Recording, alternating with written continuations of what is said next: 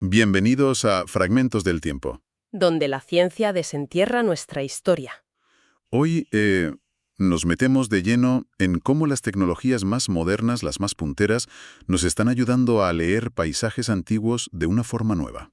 Sí, vamos a comentar algunas ideas de un estudio muy interesante. Exacto. Un trabajo de Ignasi Grau Mira, Tecnologies Geoespacials aplicades a la arqueología del paisaje. Se presentó en unas jornadas aquí, en la Comunidad Valenciana. Así es, y la idea central es ver cómo la arqueología, pues está ampliando el foco.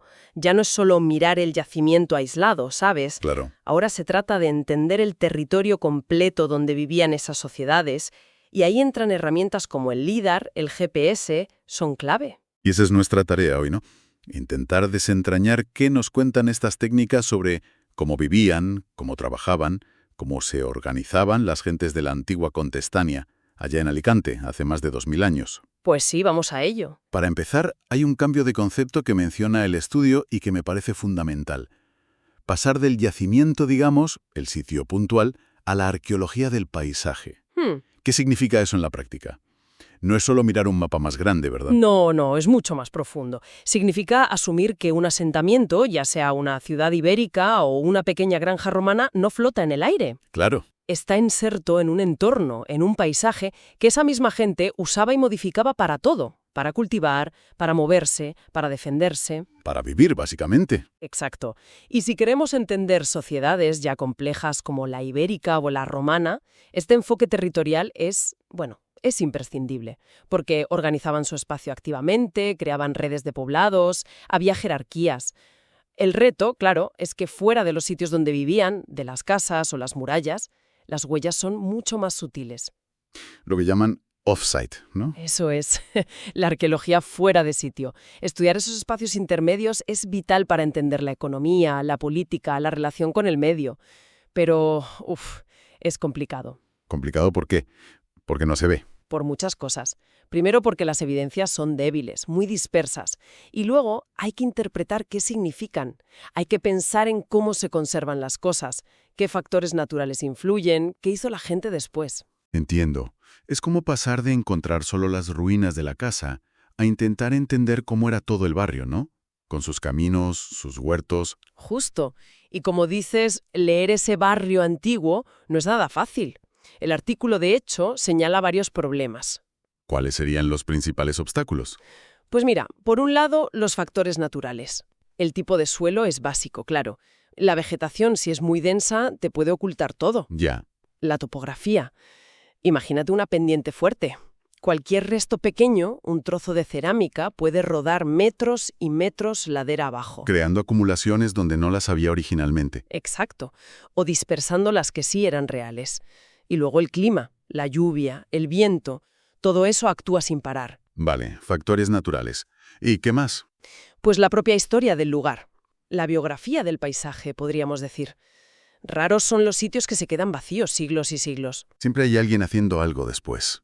Claro, la agricultura, sobre todo la intensiva, nuevas construcciones y algo muy típico aquí en el Mediterráneo, los bancales, las terrazas de cultivo.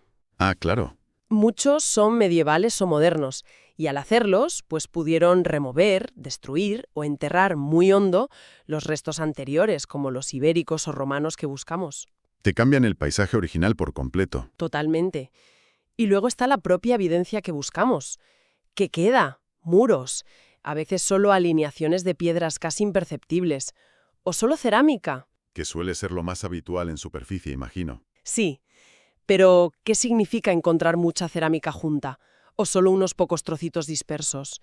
Hay que entender cómo se formaron esas acumulaciones. ¿Fue la gente directamente? ¿O es por la erosión, por el arado?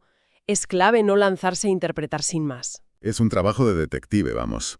Como leer un pergamino medio borrado y con notas encima de otras épocas. Un poco sí. Y para poner a prueba estas ideas y las nuevas tecnologías, el estudio se centra en una zona concreta. Los valles del río Serpis. El río Alcoy también se le llama. Eso es. En Alicante. El corazón de lo que fue la Contestania ibérica. Una zona con mucha historia, ¿no? Muchísima. En el siglo III a.C., por ejemplo, el gran centro era La Serreta, una ciudad ibérica importante. Y desde ahí se controlaba un territorio con otros poblados fortificados en alto, los Ópida, y sobre todo una red muy densa de granjas, de aldeas, asentamientos rurales. Que serían la base de la economía. Fundamental. Y estudiar esos sitios más pequeños es clave para ver cómo se organizaba el territorio tanto en época ibérica como luego en época romana, cuando también hubo muchas villas y granjas. Y aquí, en esta zona, se encontraron con un fenómeno particular que mencionas, las alfombras de cerámica. Sí. Suena casi poético, pero para un arqueólogo debe ser un lío. Hombre, metodológicamente es un reto, desde luego. Te encuentras con áreas enormes, a veces de cientos de hectáreas. Donde mires, hay trocitos de cerámica antigua en superficie. Por todas partes. Casi. A veces es porque en ese mismo sitio vivió gente en épocas muy distintas y se mezcla todo. Pero otras veces, incluso de una sola época, tienes esas dispersiones enormes. ¿Y eso por qué? Pues puede ser por procesos posteriores muy intensos, la erosión del suelo, el arado continuado durante siglos, que van moviendo y esparciendo todo. Para entender qué significan de verdad esas alfombras, necesitas métodos de prospección muy, muy finos. Y aquí es donde, por fin, entra la tecnología geoespacial. La primera que comentan es el LIDAR. ¿Qué es esto del LIDAR? A ver, LIDAR son las siglas en inglés de Light Detection and Ranging. Es básicamente un escáner láser que va montado en un avión o un helicóptero o ahora incluso en drones. Vale. Emite miles de pulsos de láser por segundo hacia el suelo y mide cuánto tarda cada pulso en volver después de rebotar. Como un sonar, pero con luz. Algo así. Y con esos datos genera una nube de millones de puntos, cada uno con su coordenada 3D exacta, latitud, longitud y altitud, con una precisión altísima. ¿De cuánto hablamos? Pues el estudio usó datos del PNOA, del Plan Nacional de Observación del Territorio, de 2009, y daban precisiones en altitud de menos de 15 centímetros. Increíble. Una resolución brutal. Pero, vale, tienes un mapa 3D súper detallado del terreno. ¿Para qué sirve eso en arqueología del paisaje? ¿Qué te deja ver? Pues lo más potente es que te permite crear modelos digitales del terreno, los MDT, eliminando digitalmente los árboles, la vegetación. Ah, como si pelaras el paisaje. Exacto. Ves la forma del suelo desnudo. Y si a ese modelo le aplicas visualizaciones especiales como sombras artificiales o exageras un poco la vertical, ¿Qué pasa? pues que empiezas a detectar cosas minúsculas, anomalías que a simple vista o en foto aérea normal no verías. Pequeñas plataformas, muretes casi arrasados, alineaciones de piedras, caminos perdidos. Incluso bajo el bosque. Las de poblados ibéricos que apenas intuían. Pero ojo, el LiDAR no solo sirve para encontrar yacimientos, es fundamental también para entender la forma natural del terreno. La geomorfología, ¿no? Eso. Las pendientes reales, por dónde van los barrancos, las vaguadas, eso ayuda a entender por qué se pusieron en un sitio y no en otro, cómo se han conservado los restos o cómo la erosión ha podido moverlos. Y también para ver las alteraciones posteriores, como los bancales que decías. Claro, los identifica perfectamente. Te da el escenario base con una precisión bestial. Vale, tenemos el escenario con el LiDAR. Ahora hay que poner a los actores, los restos humanos. Y ahí entra la segunda herramienta, la prospección intensiva, pero con GPS. Correcto. Ya no vale solo con marcar en un mapa aquí hay un yacimiento. Hay que ir más, señor. Centran mucho. ¿Y cómo se hace eso? Pues la metodología que describen es muy sistemática. El equipo de arqueólogos va caminando, cubriendo el terreno en líneas paralelas muy juntas, a 3 o 4 metros de separación. Cobertura total. Vale. Y lo crucial, la novedad, es que usan GPS de precisión para anotar la coordenada exacta de cada hallazgo importante que encuentran, uno por uno. Cada trocito de cerámica. Bueno, sobre todo los que llamamos diagnósticos. Ajá. Bordes, bases, asas, fragmentos con decoración, los que te dan información sobre la época y sobre qué tipo de vasija era. Los que hablan. Esos.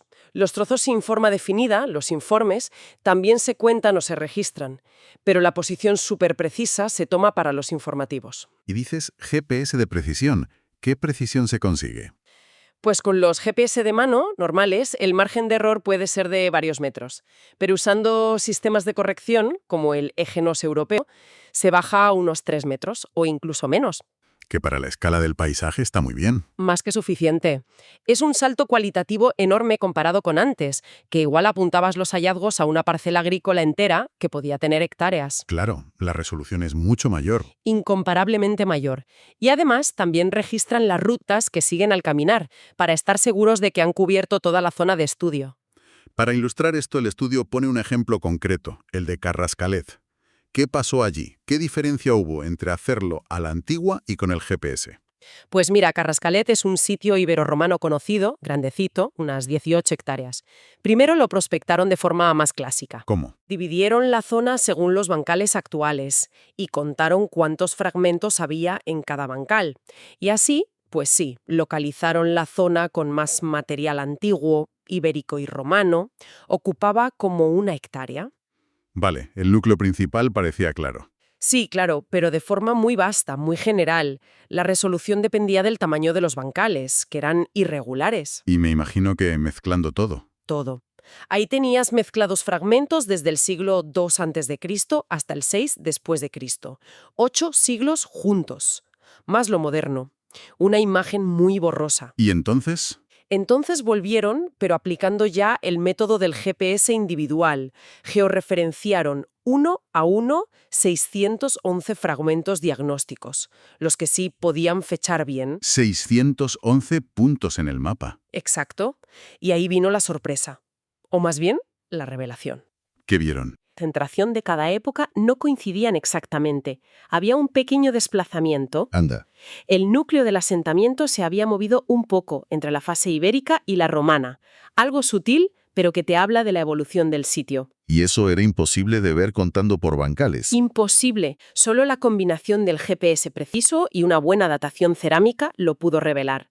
La ganancia en resolución, espacial y temporal, fue tremenda. Queda clarísimo. El GPS te da el dónde, pero necesitas la cerámica bien estudiada para saber el cuándo. Fundamental. Es la otra pata. La dimensión temporal depende totalmente de lo bien que conozcas la cerámica. Y es fácil datar esos trocitos.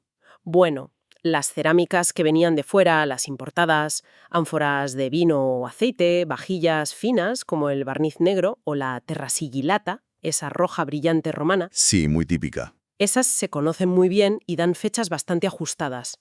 El problema, o el reto, es que la mayoría de lo que encuentras suele ser cerámica común hecha localmente. La de andar por casa. Exacto, ya sea de tradición ibérica o romana.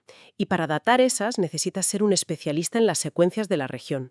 Por suerte, en esta zona de Alicante se ha trabajado mucho y se conocen bastante bien. Ponen otro ejemplo, el de Torredona. ¿Qué pasa allí? Pues algo parecido. Gracias a localizar cada pieza y datarla bien, pudieron distinguir dentro de una gran mancha de material romano una concentración más pequeña y separada de cerámica puramente ibérica. O sea, diferenciar fases dentro de lo que parecía un único sitio. Justo. Y también identificar materiales antiguos muy lejos de los núcleos, en sitios donde la erosión sola no parecía explicar bien por qué estaban allí. Vale, entonces tenemos topografía del LiDAR, ubicación precisa de artefactos con GPS, dataciones con la cerámica, una cantidad de datos brutal. ¿Cómo se junta todo eso? Pues todo eso va a parar a un sistema de información geográfica, lo que se llama un SIG. Un SIG. Sí, es un software, una plataforma digital, que te permite meter toda esa información georreferenciada y analizarla junta. Como capas en un mapa digital. Exacto. Pones la capa del relieve del LiDAR, encima la capa con los puntos de cerámica ibérica, otra con la romana, otra con posibles muros, los ríos, los tipos de suelo, todo superpuesto. Y una vez que tienes ese mapa multicapa, ¿qué haces? ¿Solo mirarlo? ¿Qué va? El SIG te permite hacer análisis espaciales muy potentes. Puedes hacer preguntas al sistema. Del tipo... Pues, por ejemplo, ¿hay relación entre dónde están las granjas romanas y si están cerca de fuentes de agua o en suelos fértiles? O... muéstrame todas las concentraciones de cerámica ibérica que estén en pendientes suaves y mirando al sur. Ah, puedes buscar patrones. Exacto. Pasar de mirar el detalle de un sitio a ver patrones a escala regional. Y lo más interesante, te ayuda a reinterpretar cosas que antes no entendías bien. Y aquí es donde llega, creo, una de las conclusiones más llamativas del estudio en estos valles de Contestania, ¿no? Sí, yo creo que sí. Al juntar todos los datos, vieron algo curioso. Por un lado estaban las zonas de siempre, las de alta densidad de cerámica. Los yacimientos, las zonas donde vivían. Eso, con 5 o 6 fragmentos por metro cuadrado o más. Pero luego vieron que había unas áreas enormes de 15 o 20 hectáreas a veces. Enormes. Sí, sí, muy grandes, caracterizadas por una densidad de cerámica bajísima, muy tenue pero constante. Pocos trozos, pero por todas partes. Justo. Y estas zonas a veces estaban a cientos de metros de donde vivía la gente, incluso al otro lado de barrancos. Lo primero que piensas es, bueno, será el arado que ha esparcido todo o la erosión. El ruido del fondo. Claro, esa es la hipótesis fácil, pero la extensión tan grande y que a veces cruzara barreras naturales no cuadraba del todo con que fuera solo por procesos postdeposicionales, por cómo se movió después. Entonces, ¿Cuál es la otra explicación? pues la interpretación alternativa que proponen y que se basa también en trabajos parecidos en otros sitios del mundo es, bueno, a mí me parece fascinante. Venga, dilo ya. Creen que esas dispersiones tan tenues podrían ser la huella del abonado antiguo. Del abonado. ¿Cómo? ¿Que echaban abono con cerámica? Exacto. Que usaban los desechos de casa, la basura doméstica, deixalles domèstiques, lo llaman en el artículo, que es rica en materia orgánica, para fertilizar los campos de cultivo cercanos. Ah, Y claro, en esa basura iban trozos de las vasijas de cerámica que se rompían cada día. ostras. Al esparcir ese compost casero año tras año, siglo tras siglo, dejaron, sin querer, esa marca arqueológica, una capa finísima, pero muy extensa, de trocitos de cerámica. Qué bueno. O sea que mapeando esas zonas de baja densidad... Estarías mapeando las antiguas zonas de cultivo intensivo. Increíble. Te dice dónde estaban los campos labrados cerca de las casas. Precisamente. Te da información sobre qué zonas cultivaban, quizá con qué intensidad, la extensión de las tierras de cada granja, cuánto tiempo estuvieron haciéndolo. Abre una ventana completamente nueva para entender la agricultura y la vida rural de esa época. Es alucinante como una tecnología pensada para la topografía o la navegación acaba revelando prácticas agrícolas de hace 2000 años. Totalmente. Entonces, resumiendo un poco, la combinación de estas tecnologías, LIDAR, GPS de precisión, junto con un análisis arqueológico de detalle, sobre todo de la cerámica, y metiéndolo todo en los SIC, Permite leer el paisaje de una forma muchísimo más completa, con más matices. ya no es solo encontrar los poblados. No. Empezamos a ver sus campos, sus prácticas, cómo cambió su relación con el entorno. Es pasar de la foto fija del yacimiento a la película completa del territorio. Exacto. Y te deja pensando, ¿cuántas otras huellas así de sutiles habrá por ahí, en el paisaje, esperando la tecnología o la pregunta adecuada para que las veamos? Huellas de la ganadería, de los bosques, de las canteras. ¿Quién sabe? Y mirando al futuro, ¿qué historia contarán los arqueólogos del mañana sobre nosotros a partir de nuestras propias huellas digitales, de todos los datos de dónde estamos que generamos constantemente? Uf, esa es una reflexión potente para terminar. Da para pensar desde luego. Hasta el próximo capítulo de Fragmentos del Tiempo. Donde la ciencia desentierra nuestra historia.